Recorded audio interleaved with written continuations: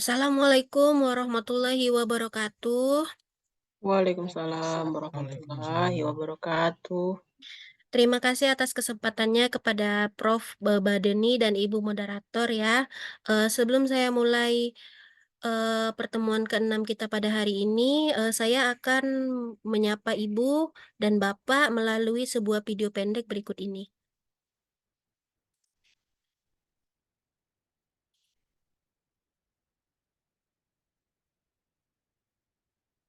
Sebelum saya memulai kelas, saya akan berpantun terlebih dahulu.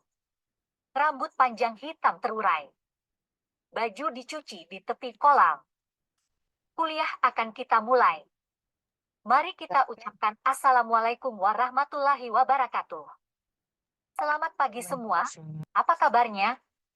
Ambil mangga dengan galah. Diambil paman berbadan kekal. Mari kita ucapkan basmalah. Semoga kuliah kita hari ini berjalan dengan lancar. Oke semuanya, kita bertemu lagi pada pertemuan ke-6 mata kuliah estuari. Pada pertemuan ini kita akan mempelajari tentang pola pencampuran di estuari. Oke ya, teman-teman semuanya, itu tadi video singkat dari saya ya. Sebelum masuk ke materi ya, hari ini kita memasuki pertemuan ke-6 ya, dan hari ini kita akan mempelajari tentang pola pencampuran di estuari seperti yang telah disampaikan di video. Oke, kita lanjut ya. Nah, sebelum kita memasuki materi, saya akan memberikan sebuah video. Silakan teman-teman untuk memperhatikan video ini. Kemudian nanti saya akan meminta teman-teman untuk menyimpulkan isi video. Nah, pemirsa, ini ada muara Sungai Cisadane di Kabupaten Tangerang, Banten yang sudah tertutup sampah. Ya, hamparan sampah yang semakin meluas ini seakan membentuk pulau di tengah laut. Dan hingga kini tumpukan sampah tersebut belum ditangani oleh pemerintah daerah.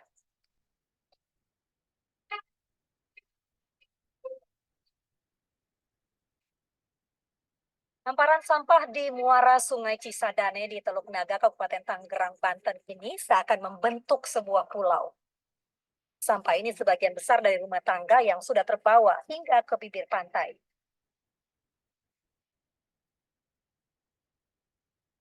Seperti inilah kondisi muara Sungai Cisadane yang berlokasi di Desa Tanjung Burung, Kecamatan Teluk Naga, Kabupaten Tangerang. Sampah-sampah memenuhi area ini. Kalau dilihat dari pantauan udara, ini menumpuk menggunung sehingga membentuk seperti pulau yang berada di tengah-tengah laut. Bahkan dari masyarakat sekitar ini juga mengenalnya sebagai pulau sampah. Luas pulau sampah ini sekitar 2 km persegi dengan ketebalan mencapai 3 meter, sampai menumpuk didominasi kantong, botol, dan kemasan makanan ringan dari plastik. Tumpukan sampah ini sebenarnya sudah terjadi sejak belasan tahun lalu, tapi kini tumpukan sampah semakin mengganggu warga karena sudah menutupi mulut muara sungai. Ikan tangkapan nelayan semakin berkurang. Sampah juga membuat perahu mereka mudah rusak karena mesin kapal sering tersangkut sampah. Saya sebagai nelayan kecil juga benar-benar merasa terganggu dengan pencemaran sampah seperti ini gitu, Mbak. Artinya terganggunya kita nebar jaring, gitu. Jaring belum sempat gitu ya, kita dapat ikan, malah sampah yang sudah banyak menumpuk di jaring. Jadi artinya ya benar-benar merasa sangat terganggu sekali gitu. Sungai Cisadane merupakan sumber kehidupan masyarakat di Kabupaten Tangerang karena merupakan sumber air minum dan air bersih. Hingga kini belum ada upaya untuk pembersihan atau pengurangan sampah di ujung Sungai Cisadane oleh pemerintah daerah setempat.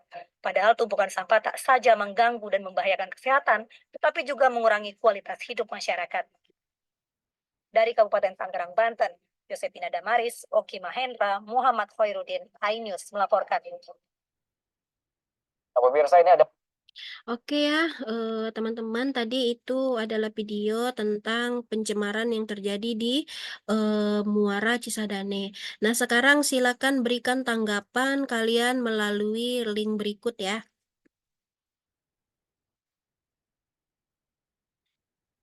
Oke, di sini sudah beberapa orang yang mengisi ya. Dan sini saya anggap siapapun yang mengisi link itu saya anggap telah melakukan absensi untuk pertemuan ke-6 kali ini ya. Oke ya, seperti kita ketahui bahwa estuari merupakan media hidup bagi organisme akuatik yang mempunyai batas toleransi tertentu terhadap bahan tercemar. Jadi, kalau estuarinya tercemar, maka itu akan mengganggu keseimbangan ekosistem di estuari tersebut ya. Karena kita ketahui bahwa estuari itu merupakan tempat berkumpulnya massa air tawar dan air laut, maka estuari juga merupakan tempat pengendapan bahan-bahan yang terbawa oleh air laut maupun air sungai. Bahan limbah ini bisa berupa limbah rumah tangga, kemudian bisa berupa limbah industri gitu ya.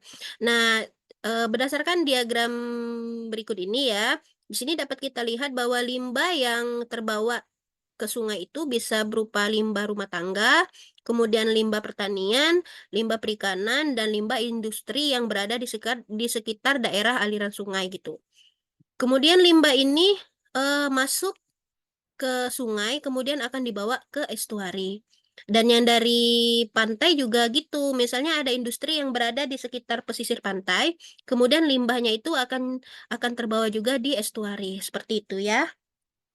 Nah, untuk sub CPMK pertemuan kita kali ini adalah teman-teman diharapkan nantinya mengerti dan mampu menjelaskan tentang konsep mixing dan profil salinitas secara vertikal di estuari. Seperti kita ketahui ya, bahwa estuari itu kan merupakan tempat bertemunya massa air tawar dan massa air laut gitu. Yang notabene-nya dua massa air ini memiliki salinitas yang berbeda. Air sungai dia tawar ya, jadi salinitasnya 0, sedangkan air laut itu salinitasnya sekitar 33 33 ya. Jadi nanti akan dilihat bagaimana profil salinitasnya secara estuari gitu. Nah, berikut ini skenario pembelajaran kita pada pertemuan 6 ini adalah kita menggunakan metode pembelajaran berbasis proyek gitu ya. Nanti saya akan membagikan kalian ke dalam 3 kelompok ya. Kemudian saya akan memberikan 2 artikel dan silakan kalian mencarikan permasalahannya apa. Kemudian kalian akan bahas bersama teman-teman, berdiskusi sama teman-teman satu kelompok.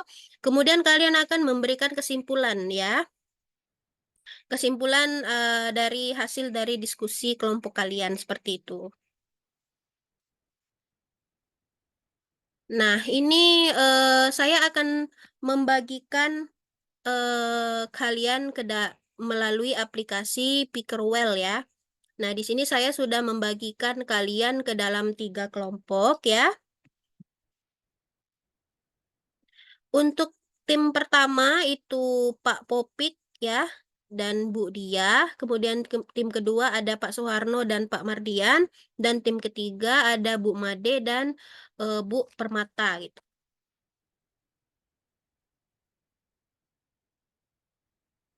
Nah, ini tugas kelompoknya ya. Ini adalah artikel yang nanti akan kalian diskusikan bersama teman kelompok. Silakan cari apa permasalahannya, kemudian kalian bahas dan kalian tarik kesimpulan seperti itu ya.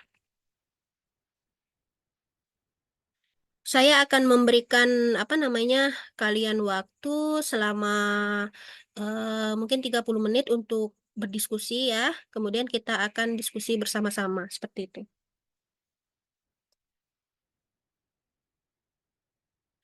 Oke, baiklah ya, kita sudah melakukan diskusi ya, dan sekarang saya akan memberikan penguatan tentang hasil diskusi kalian yang telah kita lakukan. Sirkulasi aliran di estuari dipengaruhi oleh sifat-sifat morfologi estuari itu sendiri, seperti pasang surut, kemudian ada arus laut, dan ada debit sungai gitu. Karena seperti kita ketahui bahwa estuari itu kan merupakan tempat bertemunya ujungnya sungai ya, ujungnya sungai berarti dia yang berhadapan langsung dengan laut gitu. Jadi di sana itu akan bertemu massa air laut dan massa air tawar gitu ya. Nah, untuk yang di lautnya sendiri itu dia dipengaruhi oleh dinamika oceanografinya ya, seperti pasang surut, arus gitu. Jadi, pasang surut sama arus itu tidak bisa ditinggalkan gitu. Nah, sehingga tipe pencampuran juga dipengaruhi oleh faktor pasang surut ya. Jadi, apa namanya, kita juga bisa menentukan tipe pencampurannya berdasarkan, faktor pasang surut, debit sungai, dan musim. Nah, untuk yang pertama itu untuk debit sungai ya. Jadi variasi debit sungai itu mempengaruhi variasi jumlah garam. Jadi, jelas itu ya bahwa debit sungai itu akan membawa massa air yang tawar, jadi salinitasnya itu nol. Jadi nanti akan dilihat, misalnya kalau debit sungainya lebih besar dari pasang surut bagaimana, kemudian jika dia sama bagaimana, dan jika dia lebih kecil bagaimana, seperti itu ya. Nah, untuk yang pasang surut ya, pasang surut itu dia membawa massa air yang memiliki nilai salinitas gitu. Jadi, kalau misalnya pasang surutnya lebih besar, nanti bagaimana kita melihat salinitas di estuari tersebut. Nah, untuk yang musim juga mempengaruhi ya. Jadi, musim itu mempengaruhi nilai salinitas dari penguapan dan curah hujan. Misalnya, pada saat musim kemarau, itu kan, suhu panas ya, jadi penguapannya lebih tinggi gitu. Nah, pada saat penguapan kan yang menguap itu adalah uap air, tetapi zat-zat hara itu tetap tertinggal gitu. Jadi semakin banyak penguapan, maka salinitasnya semakin tinggi. Nah, untuk yang curah hujan itu kan nilai salinitasnya nol ya, karena kan hujan itu airnya tawar gitu. Nah, jadi semakin banyak hujan, maka semakin banyak masukan air tawar. Jadi nilai salinitasnya semakin kecil seperti itu. Nah, kalau curah hujannya sedikit, maka itu tidak berpengaruh secara signifikan terhadap nilai salinitas gitu ya. Nah, berikut adalah penampang vertikal dari misalnya di sini, adalah sungai, jadi di sini masuknya air tawar ya ke dalam estuari. Nah, yang di sini ini seawater, berarti ini apa namanya, air laut gitu ya. Nah, dia itu bertemulah di dalam estuari. Nah, untuk stratifikasinya ya, air laut itu dia berada di bawah ya, dan air sungai itu dia berada di atas. Karena salinitas dari air laut itu dia kan lebih tinggi daripada air tawar, karena kan air tawar kan salinitasnya kan nol.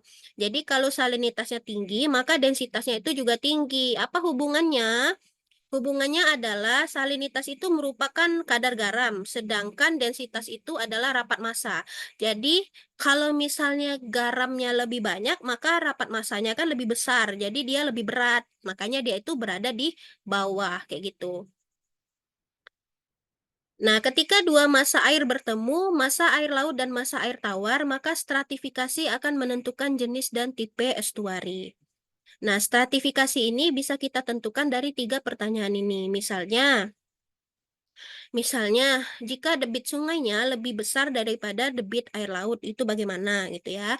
Kemudian yang kedua, bagaimana jika debit sungainya sama dengan debit air lautnya gitu. Nah, yang ketiga, ketika debit sungainya lebih kecil daripada air lautnya itu bagaimana. Nah, itu bisa menentukan stratifikasi, kemudian kita bisa menentukan jenis dan tipe dari estuari tersebut.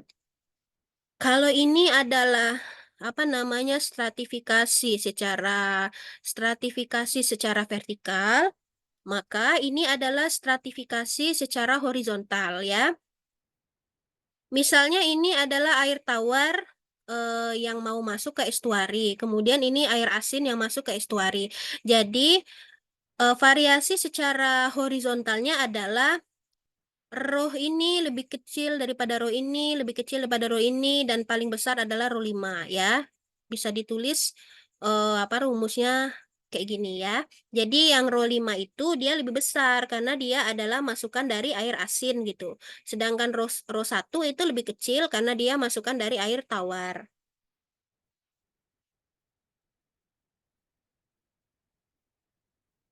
Nah, berikut ini adalah tipe-tipe dari estuarinya ya. Yang pertama itu adalah estuari berstratifikasi tinggi ya. Jadi dikatakan estuari berstratifikasi tinggi ini jika air air sungainya itu sangat mendominasi air pasang ya. Seperti pada muara sungai. Jadi air tawarnya cenderung melimpahi air garam yang lebih berat. Jadi di sini adalah air garam, di sini adalah air air tawar seperti itu.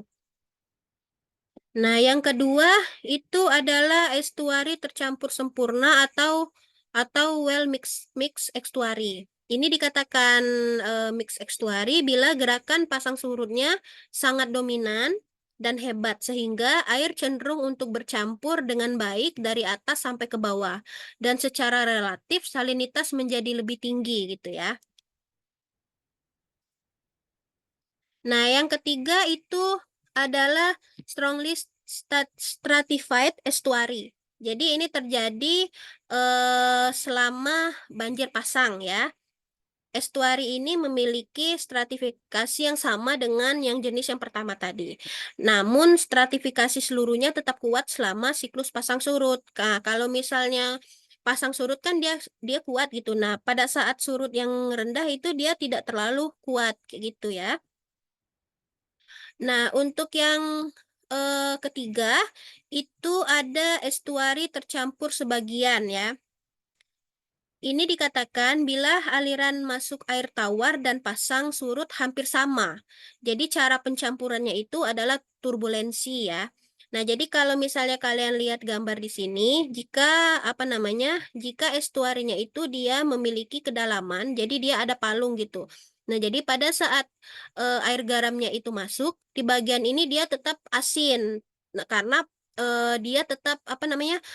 Air dari sungainya itu tetap mengalir di atas. Dia tidak ke bawah kayak gini ya.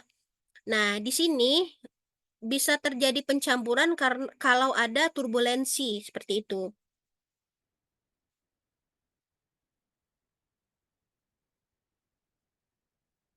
Nah, yang selanjutnya adalah ini adalah peta sebaran sea surface salinity ya. Jadi ini adalah sebaran salinitas secara global yang ada di dunia gitu. Sebaran salinitas ini adalah akibat penguapan gitu ya. Nah, di sini muncul pertanyaan.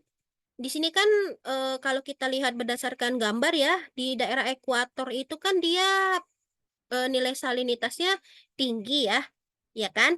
Nah, sekarang pertanyaannya adalah mengapa di daerah ekuator itu salinitasnya tinggi gitu? Di sini ada yang bisa menjelaskan? Silakan. Izin, Bu. Ya, Bu Dia, silakan. Tadi mengapa di daerah ekuator salinitasnya tinggi ya, Bu ya? Ya. Saya izin coba untuk menjawab, nanti dikoreksi jika salah ya, Bu. Karena di daerah ekuator mendapat panas yang maksimum dari matahari, sehingga penguapan yang terjadi juga tinggi. Akibatnya nilai salinitas juga tinggi, seperti itu, Bu. Iya, benar sekali ya, Bu ya. Kalau kita lihat di sini kan adalah garis ekuator. Nah, kita ketahui bahwa matahari itu kan yang maksimum kan berada di ekuator ya. Jadi di sini dia mendapati sinar matahari yang maksimum. Jadi kalau dia mendapati sinar matahari yang maksimum, artinya di sini suhunya kan lebih tinggi dibandingkan dengan daerah lintang atas gitu ya. Nah, jadi kalau misalnya dia lebih panas, maka penguapannya itu lebih banyak di daerah ekuator. Makanya jika dibandingkan dengan daerah lintang tinggi ya, itu nilai salinitasnya lebih tinggi di daerah ekuator gitu. Nah, sekarang muncul pertanyaan, Bu, dari apa namanya? Dari peta berikut ini ya. Mengapa di daerah lintang tengah Samudra Atlantik bagian utara itu salinitasnya tinggi gitu? Di daerah yang saya bintangi ini. Ini karena ya kalau kita bandingkan Samudra Atlantik dengan Samudra apa Pasifik, Hindia gitu ya. Ini kan dia lebih besar ya. Jadi kan kalau misalnya kalau arus laut itu kan dia memiliki sirkulasi. Nah, sirkulasi itu kan dia akan mengganti massa airnya gitu ya kan. Makanya di sini di sini dia salinitasnya tidak setinggi di sini karena di sini kan dia lebih kecil ya, apa namanya, daerahnya. Makanya di sini sirkulasinya itu, dia tidak dapat masukan dari, apa namanya, dari, samudra di sekitarnya. Makanya sirkulasinya itu hanya di sekitar sini aja, makanya di sini salinitasnya tinggi, seperti itu ya, Bu. Nah, sekarang yang selanjutnya adalah konsentrasi salinitas di estuari berdasarkan musim. Nah, jika kalian perhatikan ya grafik berikut, di sini ada nilai salinitas berdasarkan musim, musim hujan dan musim kemarau. Nah, yang musim hujan ini dia salinitasnya lebih kecil dibandingkan dengan musim kemarau gitu. Nah, di sini pertanyaannya, mengapa pada saat musim hujan nilai salinitasnya itu rendah, lebih rendah daripada, musim kemarau? Ada yang bisa menjelaskan? Ya, Ibu, eh, izin menjawab. Ya, eh, silakan, Pak. karena pada saat musim hujan itu ya ada air hujan yang kemudian membawa air tawar tadi ya, sehingga akan mengencerkan salinitas itu sendiri, Bu. Ya, Kira-kira itu, benar. Bu.